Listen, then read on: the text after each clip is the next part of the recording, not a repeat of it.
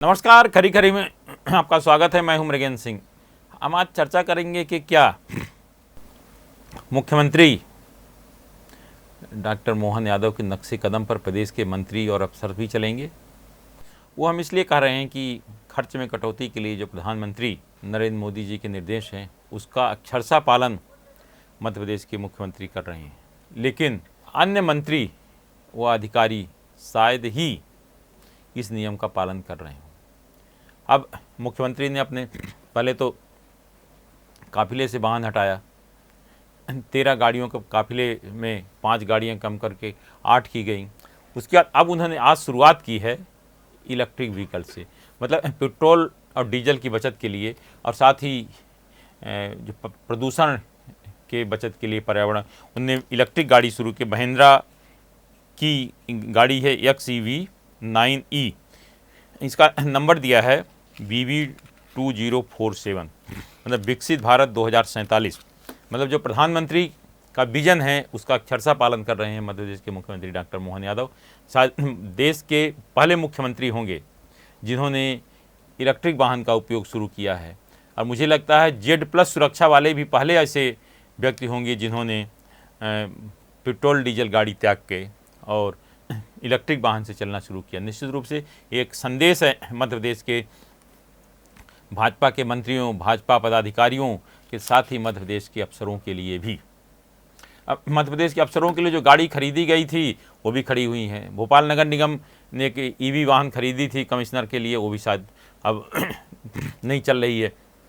इसी तरह कई विभागों ने शुरू में दिखाने के लिए किया था कि हम EV वाहन खरीद रहे हैं, लेकिन कोई उपयोग नहीं कर रहा। अब जो शुरुआत की है मुख्यमंत्री डॉक्टर मोहन यादव ने, तो हो सकता है कि लोग इसका पालन करें। लेकिन मैं एक बार फिर कहूँगा कि जो खर्च में कटौती के नाम पर जो निर्देश हैं या जो कहा जा रहा है प्रधानमंत्री या भारत सरकार के, उसका मुख्यमंत्री या एक आध कुछ छोड़ दिया जाए तो कोई पालन नहीं कर रहा।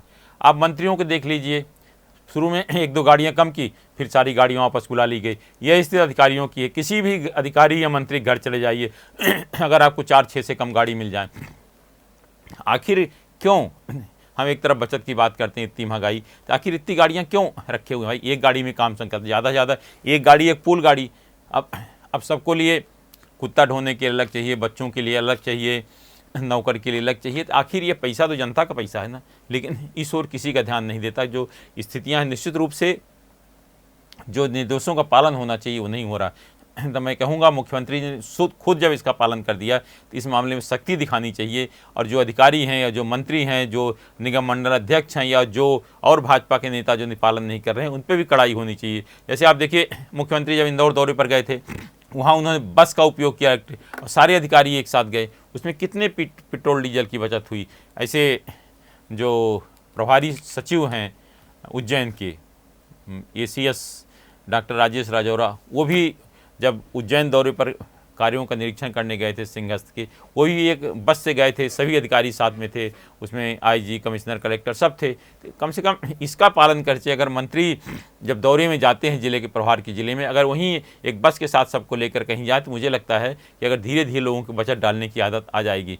लेकिन शायद ही ताम झाम से लोग दूर रहना नहीं होना चाहते। सबको लगता है कि आगे आगे गाड़ी हार्ड बजाते हुए चले, पीछे भी 2-4 गाड़ी पुलिसकर्मी, 10-20 गाड़ी और हो, सबको बुला लेते हैं। मंडल अध्यक्ष भी आ जाओ, जिला अध्यक्ष भी आ जाओ और आ जाओ, सब मतलब गाड़ियों के पीछे काफिला चलता है। आखिर इन काफिलों पर कब रोक लगेगी? हम सीख तो सबको देते हैं कि पालन करना चाहिए, जनता को तो हम सीख देते हैं कि बचत करो, डीजल की बचत करो, पेट्रोल की बचत करो, ईंधन की बचत करें, लेकिन हम खुद उसका पालन नहीं करते। ये बहुत ज़रूरी है। अब आपको नया सिस्टम अधिकारियों कर्मचारियों के लिए कहा जाता है कि वो बचत करते हैं, खर्च में कटौती। अब एक जो आउटसोर्सिंग का सिस्टम शुरू हुआ आउटसोर्स कर्मचारियों के, मुझे लगता है कि बहुत सारे अधिकारी ऐसे हैं जिनके यहाँ 12, 14, 16, 18, 20 लगे हैं। मैं तो यहाँ एक तुलसी टावर में रहने वाले अधिकारी हैं जो IAS भी नहीं हैं, उनके यहाँ गया, देख कर 4-5 लोग तो बाहर गेट पे खड़े रहते हैं। आखिर क्या आपके इतना वेतन मिलता है कि आप अपने कर्मचारियों को रख सको? या जो आउटसोर्स कर्मचारियों का अगर सबसे ज़्यादा दुरुपयोग हो रहा है, यही हो रहा है कि अधिकारी अपने घर में 4, 6, 8, 10, 15, 20 कर्मचारियों को अपने घर में लगा दे। भाई 1-2 तो ठीक है चलता है 3-4 लेकिन आप घर में इतने कर्मचारी आखिर करते क्या हो भाई? 16 कर्मचारी किसी के यहाँ क्या करेंगे? अब तुलसी टावर जैसे उतने रहने के लिए भी नहीं होगा, लेकिन सब बाहर खड़े रहते हैं क्योंकि उनको तनख्वाह से मतलब है, आप कहीं काम कराओ। इस पर भी रोक लगनी चाहिए और एक सरकार को एक, मैं तो कहूँगा, एक खुफिया तंत्र मजबूत करके इस पर जानकारी जुटाना चाहिए कि आखिर किस अधिकारी के यहाँ, किस मंत्री के यहाँ कितनी गाड़ियाँ हैं, कितने नौकर हैं, कितने आउटसोर्स से आ रहे हैं। आउटसोर्स को सरकार बजट देती है, लोगों को मिलता है रोजगार, लेकिन उसके नाम पर क्या इतने आप अपने घर में रख लोगे? भाई 1-2 ठीक है, मैं ऐसा नहीं कहता कि हर अधिकारी ऐसे हैं, बहुत सारे अधिकारी ऐसे हैं कि जिनके यहाँ आप 1 या 2 ही मिलेंगे और वो नियमों का पालन भी कर रहे हैं, लेकिन अधिकांश में देखने में आ रहा कि तामझाम से और अपनी जो सुख सुविधा से खुद को अलग नहीं कर पा रहे हैं और ज़रूरत से ज़्यादा कर्मचारी अपने यहाँ रखे हुए हैं और गाड़ियाँ तो है ही हैं। ये इस पर एक सख्ती होना चाहिए। आज से 10-15 साल पहले एक बार अभियान चला था, तब लोगों ने घर से गाड़ियाँ सब वापस कर दी थी और उसमें अब जब ड्राइवर नहीं तो ड्राइवर आउटसोर्स पे आ रहे हैं। भाई अगर सरकार किसी अधिकारी या मंत्री को एक ड्राइवर देती है स्टेट गाड़ी या विभाग से, तो उनको वहाँ आउटसोर्स में किसी न किसी, सबके पास किसी विभाग हैं तो सब जगह आउटसोर्स कर्मचारी, तो वहाँ से ड्राइवर बुला लेते हैं। और चूँकि आउटसोर्स कर्मचारियों को कम मिलता है तो एक ड्राइवर की जगह 2 कर्मचारियों को तनख्वाह वो करके ड्राइवर को दिया जाता है। तो क्या इस पर भी सरकार की निगाह जाएगी? मैं कहूँगा इस पर विचार करना चाहिए सरकार को कि हम आखिर खर्च में अधिक से अधिक कमी कहाँ कर सकते हैं, और अगर खर्च में कमी करेंगे तो प्रदेश के विकास के काम आएगा। प्रदेश की आर्थिक स्थिति वैसे भी इतनी ख़राब है कि कई विभागों में भुगतान ही बंद है, लेकिन लोग काम कर रहे हैं। इस पर अगर विचार किया जाए तो मुझे लगता है बेहतर तरीके से प्रदेश की जो बचत है उस पर किया जा सकता है कि जो खर्च में कटौती की जा सकती है। लेकिन करे कौन?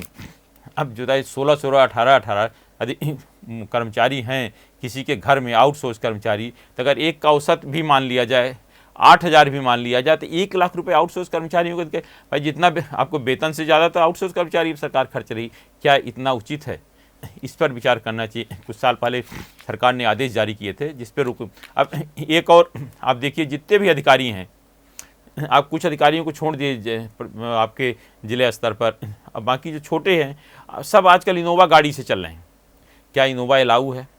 आखिर उनका किराया कहाँ से आ रहा? इस पर भी जांच होनी चाहिए कि आखिर इनोवा गाड़ियों का भुगतान कहाँ से हो रहा। जिन अधिकारियों को इनोवा अलाउ नहीं है तो कैसे चल रहे हैं? क्या ये नियमों का उल्लंघन नहीं है? वो प्रदेश की राजधानी में हो रहा है तो और जगह तो उनकी बात ही छोड़ दीजिए। तो इस पर अगर हम बचत की बात कर रहे हैं तो इन सब पर भी विचार करना चाहिए, तभी जो प्रधानमंत्री जी का संदेश है वो फलीभूत होगा और लोग सही ढंग से काम कर पाएंगे। अब मुझे लगता है कि शायद जो मध्य प्रदेश के मुख्यमंत्री ने बचत की बात शुरू की है, तो हो सकता है धीरे धीरे और प्रदेश के मंत्री और अधिकारी उसका पालन करें और खर्च में कटौती करें। मैं आपसे फिर एक अनुरोध करता हूं कि हमें कमेंट बॉक्स में कमेंट करके ज़रूर बताइए कि क्या अधिकारियों, कर्मचारियों को या मंत्रियों को इतने नौकर, इतनी गाड़ी मिलनी चाहिए। आज सिर्फ इतना ही। इस तरह खबर बनने के हमारे चैनल पब्लिक वाणी को आप सब्सक्राइब करिए। आपके पास भी कोई खबर है तो हमें ज़रूर बताएं, क्योंकि हमारा नाम है पब्लिक वाणी।